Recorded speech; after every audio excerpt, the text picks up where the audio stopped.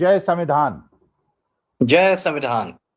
अच्छा अमिताभ जी, ये बताइए, जैसे हम आप सब लोग परिचित हैं, आदमी को दो प्रकार की समस्याओं का सामना करना पड़ता है। एक जो इंटरनल होती है और एक एक्सटर्नल होती है।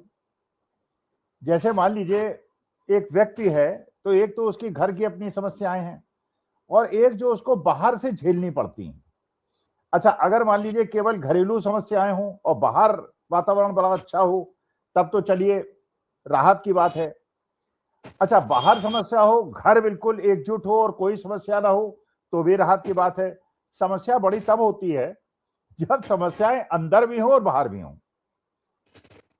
अच्छा, अब ये देखिए, हमारे देश में भारतीय जनता पार्टी की और मोदी जी की स्पेशली घर के अंदर भी समस्याएं बढ़ती चली जा रही हैं और बाहर से भी समस्याएं बढ़ती चली जा रही हैं।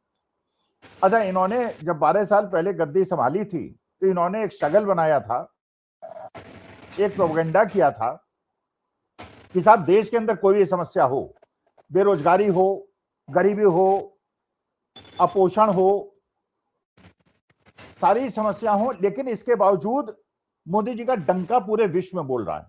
अच्छा, कुछ लोग उसमें मान गए कि साहब ऐसा हो सकता है कि विश्व में डंका, क्योंकि ये लोग करते क्या थे, पीआर के लोग, ये लोग करते क्या थे, पहली बात तो पत्रकारों को अपने साथ नहीं ले जाते थे, किसी और मंत्री को नहीं ले जाते थे, मोदी जी अकेले जाते थे।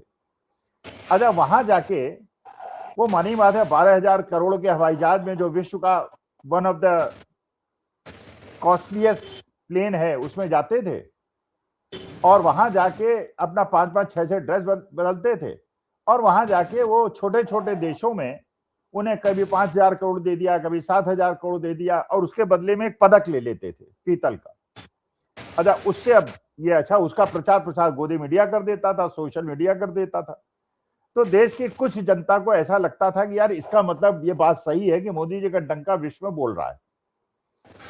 अच्छा, हम लोग तो तब भी कहते थे डंका ऐसा बोलना नहीं होता, डंका का मतलब ये होता है कि जब आप दो राष्ट्राध्यक्ष आपस में बात करें तो व्यक्तिगत दोस्ती, किसने किससे झप्पी ली, किसने बिरयानी खाई, किसने खिलाई, किसने चाय पी, किसने पिलाई, ये इंपॉर्टेंट नहीं होता। होता यह है उस विजिट के बाद देश को क्या मिला, उसके देश को क्या मिला और मेरे देश को क्या मिला।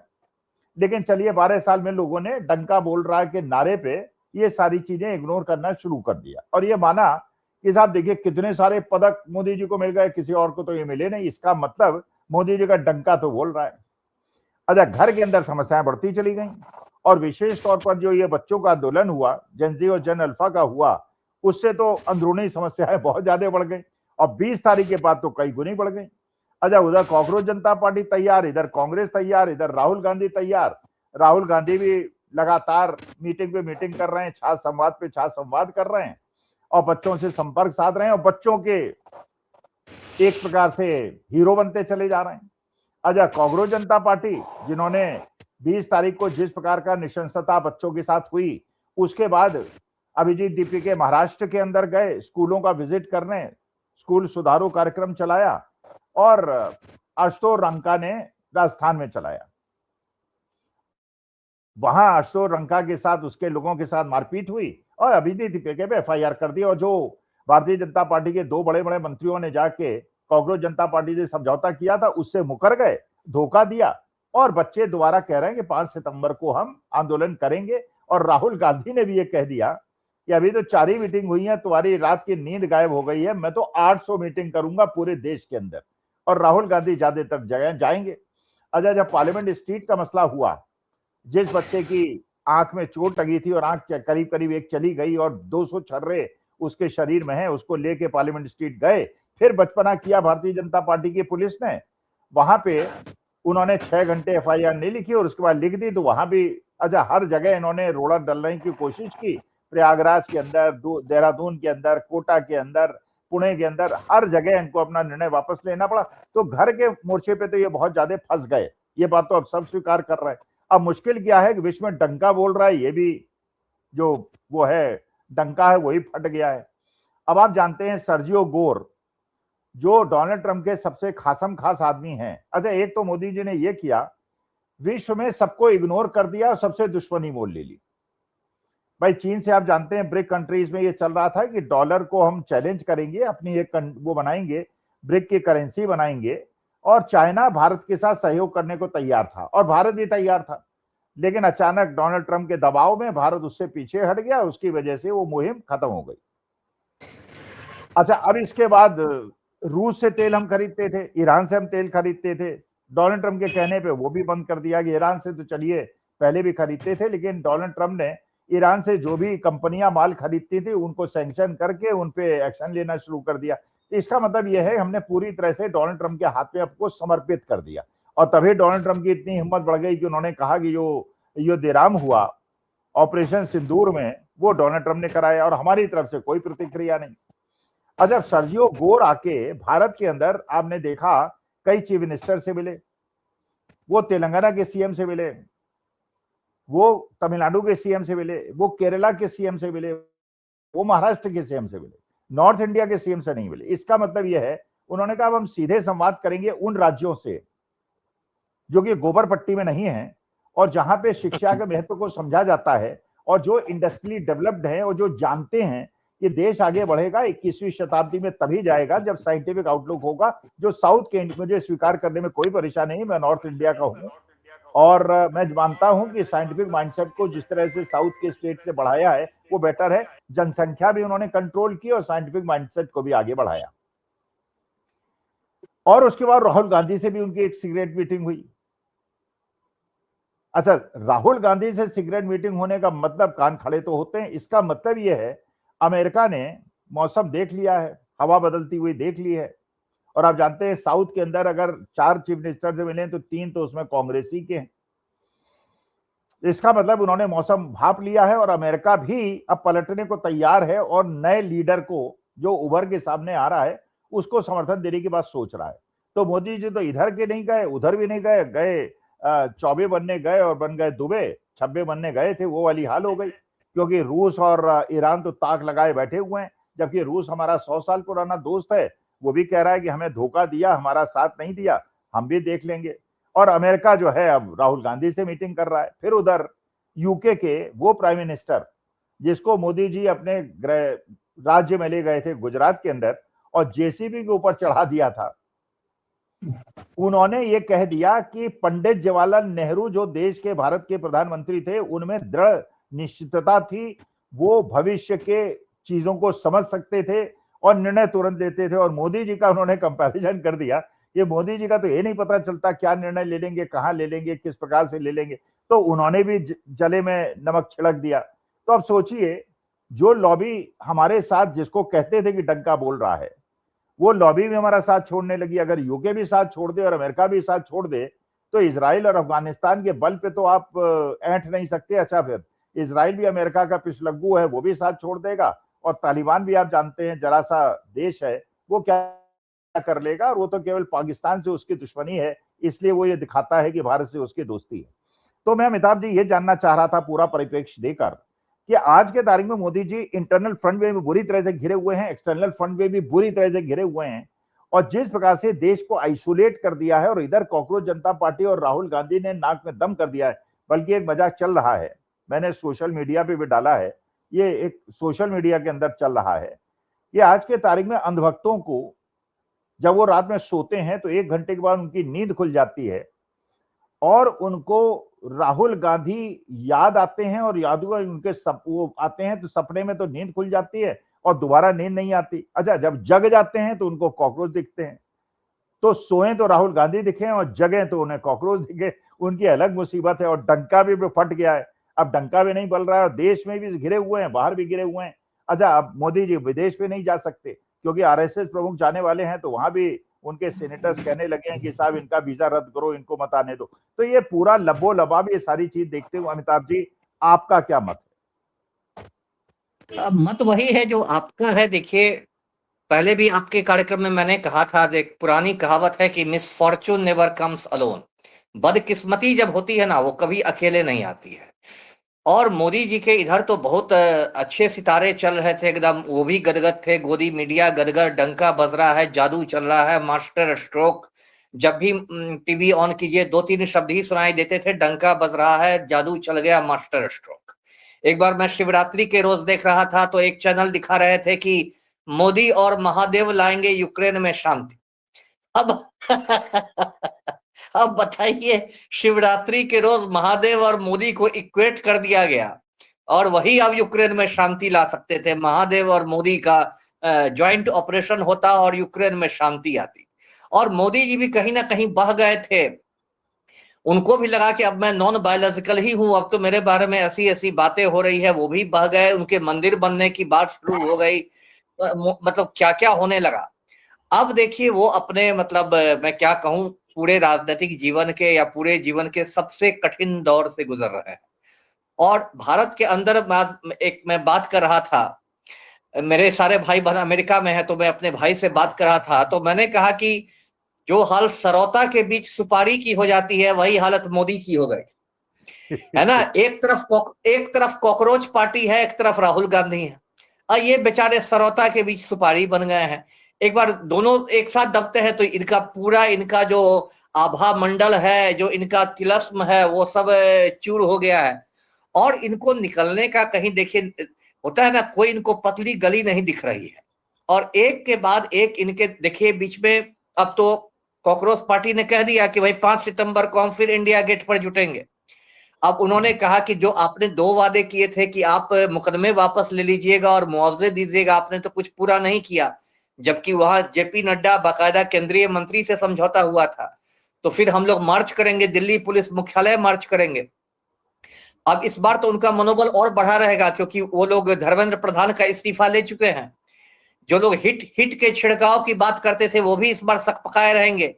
भीड़ बहुत आएगी, और हो सकता है इंडिया गेट एक दूसरा जंतर मंतर के रूप में देखने को मिले। तो आप कहां कहां भागेंगे।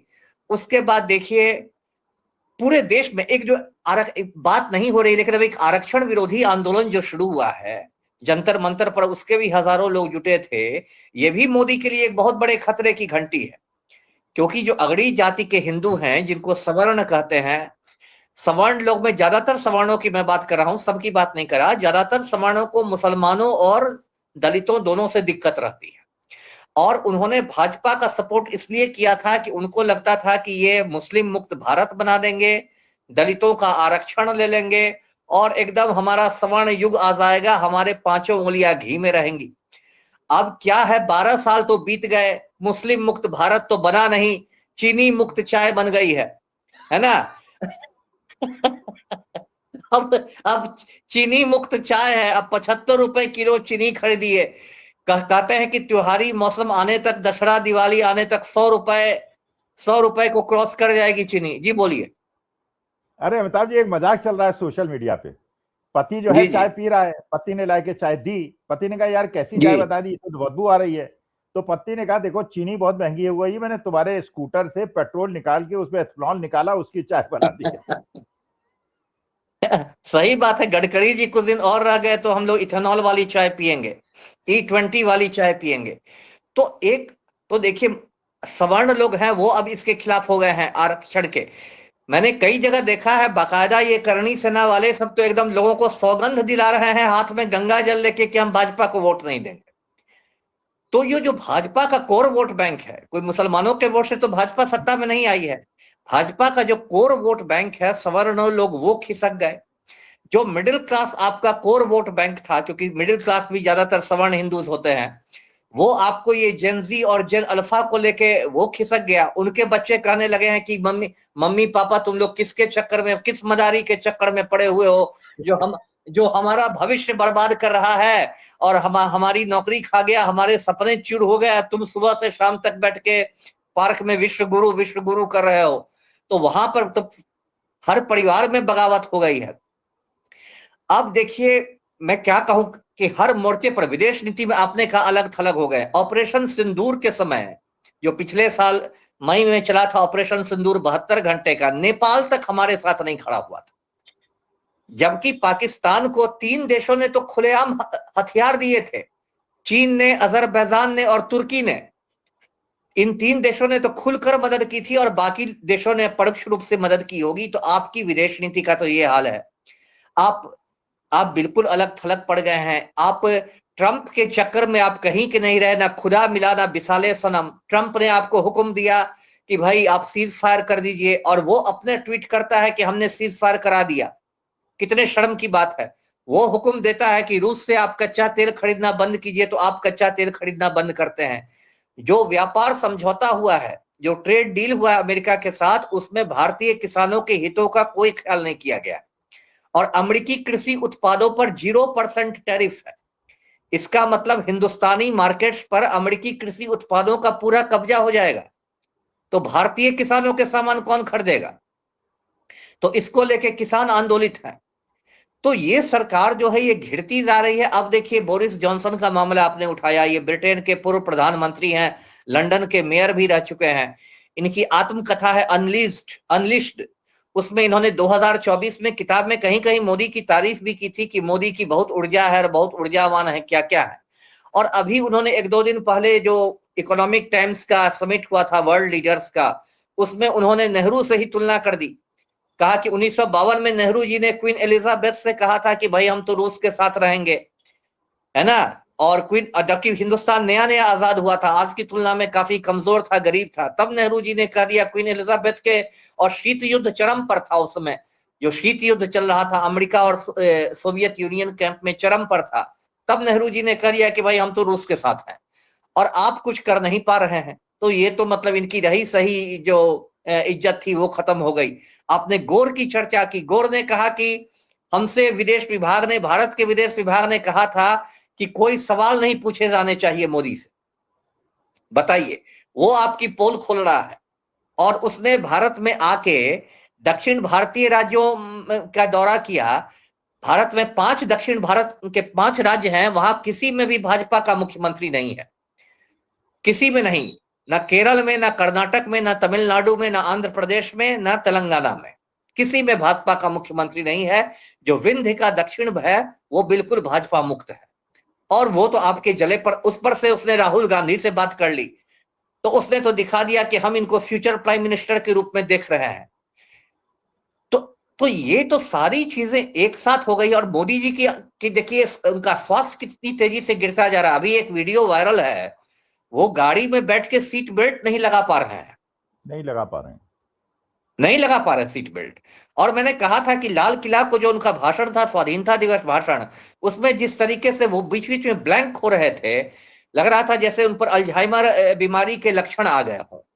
तो भाई इतनी सारी जो चीजें हैं, तो इसमें इससे तो अब उनका निकलना मतलब बड़ा मुश्किल हो गया है। और यहाँ राहुल गांधी ने कोटा, देहरादून, प्रयागराज और पुणे में कर दिया। अब वो 800 करके, तो 800 बोल के ही वो मोदी जी का बीपी बढ़ा देंगे। तो ये तो, और देखिए साथ साथ अगर 6 महीने में देखिए, सिर्फ 6 महीने बाद उत्तर प्रदेश के चुनाव है, सिर्फ 6 महीने। और यूपी का चुनाव कोई मिजोरम नागालैंड का चुनाव नहीं है कि उससे अखिल भारतीय राजनीति नहीं प्रभावित होगी। अगर यूपी में हारते हैं, जिसकी प्रबल संभावना है चढ़ावा चोरी की वजह से, जेनजी की वजह से, तब ये लोग कहां जाएंगे? तो कुल मिला के इन लोग की ऐसी स्थिति आ गई है कि मतलब बहुत चिंताजनक है। और इन लोग को समझ में नहीं आ रहा है कि हम इससे कहां निकले और कैसे निकले। और इस बौखलाहट में ये एक के बाद एक गलती करते जा रहे। अब इन लोगों ने कहा है 5 सितंबर तक आप 2 मांगे मानिए। यदि ये 5 सितंबर के पहले मांग लेते हैं तब भी होगा कि आपको डर के मानना पड़ा। और यदि ये नहीं मानते हैं तो फिर एक बड़ा आंदोलन होगा। तो ये तो सांप छछूंदर की स्थिति हो गई है ना, सांप छछूंदर की स्थिति हो गई है। और जिस तरीके के लोगों से इनको निपटना पड़ रहा है, इसमें इनके सारे पुराने तरीके फेल कर गए हैं। आप जेन अल्फा को ना तो ईडी से डरा सकते हैं, ना आप उनको आतंकवादी होने का ठप्पा लगा सकते हैं, ना आप उनको टुकड़े टुकड़े गैंग कह सकते हैं। आपके अभी देखिए आशुतोष रंका पर इन लोगों ने हमला कर दिया राजस्थान में, तो उस स्कूल में बीबीसी लंदन की टीम पहुंच गई। बिल्कुल बिल्कुल। मतलब और आपका उल्टा दांव पड़ गया ना, जिसको आप छिपा रहे थे वो और हाईलाइट हो गया, अंतरराष्ट्रीय स्तर पर हाईलाइट हो गया। तो इन लोग को समझ में नहीं यार। आज देखिए जब मेरी आपसे बात हो रही है तो बिहार में मुख्यमंत्री आवास की तरफ हजारों लड़के लड़कियां निकल चुके हैं सम्राट चौधरी का घेराव करने। तो ये लोग तो हर मोर्चे पर फंस रहे हैं और कहां कहां ये लोग अच्छा, बात बनाएंगे। अमिताभ जी, जी। आपके बिहार के अंदर किसी वरिष्ठ अधिकारी ने जो स्टेटमेंट दिया है, हाथी चलता है कुत्ते भौंकते हैं, वो कौन व्यक्ति है? वो बीपीएससी का कंट्रोलर ऑफ एग्जाम्स हैं। बीपीएससी जो है बिहार लोक सेवा आयोग, उसके परीक्षा नियंत्रक हैं राजेश कुमार सिंह है, आईएएस अधिकारी हैं। उन्होंने कल प्रेस कॉन्फ्रेंस में कह दिया, जब उनसे बच्चों के बारे में पूछा गया तो उन्होंने कहा कि कुत्ते भूखे 1000 हाथी चले बाजार। और इस पर इतना हंगामा हुआ कि बेचारे कल शाम में ही उनको निलंबित कर दिया गया, सस्पेंड कर दिया गया। और इसके पहले कि कुत्ता जनता पार्टी का अभी फॉर्मेशन हो जाए बिहार में। ये हो गया, सुना है, हो गया है, हो गया है, सुना है, हो गया है। वो सोशल मीडिया पर कुछ लोग लिख रहे हैं कि हाँ हो गया है, और बच्चे कह रहे हैं कि अब तो हम लोग कुत्ते हो गए, अब तो पुलिस की लाठियां चबा जाएंगे। अरे अमिताभ जी, एक चीज और बताइए, ये जी अंधभक्त जो है सोशल मीडिया में ये कह रहे हैं कि ये सर्जियो गोर ने इसलिए कहा, और मोदी जी की स्ट्रेटेजी थी कि अमेरिका में जी प्रेस कॉन्फ्रेंस नहीं करेंगे, क्योंकि वो जानते जी हैं डोनाल्ड ट्रंप की बड़ी अनप्रिडिक्टेबल मूड है, इसलिए उन्होंने शांत रहना। लेकिन हम तो ये जानना चाहते हैं, भैया चलो अमेरिका में नहीं बोले क्योंकि डोनाल्ड ट्रंप अनप्रिडिक्टेबल है, आप नॉर्वे में क्यों नहीं बोलते, आप विदेश में कहीं कुछ नहीं बोलते, देश कहीं के नहीं अंदर बोलते कुछ हैं। नहीं बोलते, आप कोई प्रेस कॉन्फ्रेंस नहीं करते, इसका मतलब वो अनप्रिडिक्टेबल नहीं है, आप में कॉन्फिडेंस नहीं है जनता को फेस बिल्कुल करने का, बिल्कुल प्रेस कॉन्फ्रेंस को फेस करने का। बिल्कुल बिल्कुल। आप घबराते हैं, आप 12 साल में एक प्रेस कॉन्फ्रेंस नहीं किया, आप पहले से स्क्रिप्टेड इंटरव्यू देते हैं जिसमें अक्षय कुमार आपसे पूछते हैं कि आप आम काट के खाते हैं या चूस के खाते हैं, कोई रूबिका लियाकत आपसे पूछती है कि मोदी जी आप थकते क्यों नहीं। तो ये सब बचकाना इंटरव्यू है जिसका कोई मतलब नहीं। इंडिया के प्राइम मिनिस्टर से यदि ये पूछा जाए कि आप आम काट कर खाते हैं चूस के खाते हैं, तो ये तो बहुत बड़ा ये मजाक हो गया। और नॉर्वे गए थे, वहां तो इनकी बाकायदा बेइज्जती हुई थी। वहां जो महिला पत्रकार थी, हेले लिंग या क्या नाम था, उसने चिल्लाकर कह दिया कि आप दुनिया के नंबर 1 मीडिया से क्यों नहीं सवाल लेते, और मोदी जी एकदम पतली गली से भागते नजर आए। तो ये तो अब स्पष्ट हो गया है कि आप प्रेस कॉन्फ्रेंस नहीं कर सकते, क्योंकि उसमें आपको बहुत टेढ़े मेढ़े सवाल पूछने पड़ेंगे, वहां आप स्क्रिप्टेड बात नहीं कर सकते। तो इसमें क्या शक है। ये तो आप जिस डॉक्टर मनमोहन सिंह का मजाक उड़ाते थे, मनमोहन सिंह को ये लोग कहते थे कि मौन मोहन सिंह है, चुप रहते हैं, उन्होंने भी आपसे ज्यादा प्रेस कॉन्फ्रेंस किया था, उनका आत्मविश्वास इस मामले में आपसे ज्यादा था। तो ये तो देखिए अब इनकी एक के बाद एक कलई खुलती जा रही है, और कितने मोर्चे पर आपके अंधभक्त लोग उसको ये करेंगे, लिपापोती करेंगे, नहीं, अब रफूगिरी कर भी नहीं करेंगे, रहे ये करेंगे। अमिताभ जी, अब जी अंधभक्त जो है कोशिश भी नहीं कर रहे, वो भी बिल्कुल जी जो है जी अंडरग्राउंड हो गए, वो दिख नहीं रहे। अंडरग्राउंड आते है हैं, अगर जी मान लीजिए सोशल मीडिया पे आते हैं दो चार जी 2 रुपए वाले, जी जी तो 100 लोग जी जी उसमें चिपट जाते हैं, वो भाग जाते हैं। भाग जाते हैं, वो भी अवसाद का शिकार हो गए हैं। अंध भक्तों को भी अवसाद हो गया है कि भाई ये दिन देखना पड़ेगा, ये दिन तो हमने सोचा ही अच्छा, नहीं था। अब ये अंधभक्त ये कह रहे हैं पार्कों के अंदर, मैंने पता चलाया, जाहे विधि राखे राम ताहे विधि रहिए। होई होई है सोई जो राम रचि जो राखी। राम रचि राखा, क्योंकि अब वो दिख रहा वही है कि बात है। वो किरण नहीं है, अब जो है पिटाई और होने की नौबत आ गई है। और दर्शकों को मैं बता दूं, कल मैंने खेल खेल में चैट जीपीटी से पूछा कि 56 इंच का छोटा बंदर कौन है, तो उसने तुरंत जवाब दिया कि नरेंद्र मोदी है। बताइए, अच्छा, ये मैं नहीं कह रहा, तुरंत दे दिया, तुरंत दे दिया। तुरंत तुरंत जवाब दिया छूटते ही के साथ। मतलब एआई को भी ये खबर लग गई है। और यदि दर्शकों को यकीन नहीं हो तो वो भी आजमा सकते हैं। यदि उनको मेरी बात पर यकीन नहीं हो तो वो दर्शक भी आजमा सकते हैं। बस आप चैट जीपीटी से पूछिए कि 56 इंच का छोटा, हु इज 56 इंच का छोटा बंदर, और तुरंत जवाब आ जाएगा। बताइए, तो ये हमारे बच्चों ने देखिए क्या अमिताभ जी, 2 लड़कियों ने, 2 बहनों ने किस प्रकार से जी परिवर्तन कर दिया देश के पूरे जी परिवेश जी को, देखने की बिल्कुल बात। बिल्कुल बिल्कुल। ये तो है ही, ये तो मानना पड़ेगा, ये चलिए लोग अमिताभ जी, लड़कियां हैं। जी जी हाँ, हमें बड़ा इंटरेस्टिंग डिस्कशन रहा, और मुझे जी आशा जी है दर्शक श्रोता इसको पसंद करेंगे, क्योंकि जी आपने जी अपने बिंदास तरीके से बोला, और मैं जनता से, जी जी दर्शक श्रोताओं से निवेदन करूंगा, दास बोले जी बिंदास जी भी देखिए, अमिताभ दास साहब का। वैसे जो मुझे कमेंट्स मिलते हैं, मेरे को शौक है कमेंट्स पढ़ने का, जी अमिताभ जी जी आपके इतने प्रशंसक हैं, इतने जी प्रशंसक हैं, मैं थैंक यू आपको बता नहीं सकता। अगर जी आप कमेंट थैंक यू देखेंगे, हजारों जी लोग जी आपको कमेंट करते हैं कि साहब अमिताभ साहब से जो चलिए आपका डिस्कशन होता है, सबसे जी जी ह्यूमरस होता है, सबसे जी इंटरेस्टिंग होता है, सबसे ज्यादा आनंद आता है। तो चलिए, जी जी आनंद इसी प्रकार से देश की जनता का बढ़ाते रहेंगे, और ये जो बुरे दिन जी हैं जी पिछले 12 साल से आए हुए, भगवान से प्रार्थना करते हैं बिल्कुल खत्म हो, और देश के अच्छे दिन आए, जी आएंगे तभी जब ये बिल- गुजरात लॉबी जाएगी। चलिए, नमस्कार, बिल्कुल धन्यवाद, जी आभार। जी नमस्कार नमस्कार।